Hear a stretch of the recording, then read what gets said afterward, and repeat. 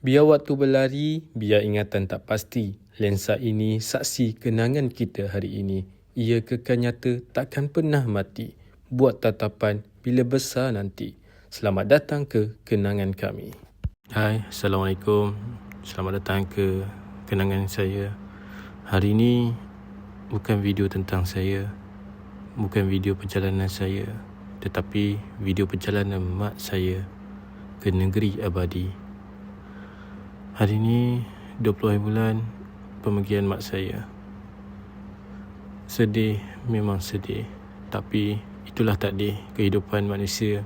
Setiapnya hidup pasti merasai kematian. Maka dengan itu saya reda atas pemergian mak saya. Sungguhnya Allah lebih menyayangi dia. Dan saya berharap saya dapat berjumpa dan bersama-sama dia di syurga nanti. Amin ya Allah, perbudakanlah.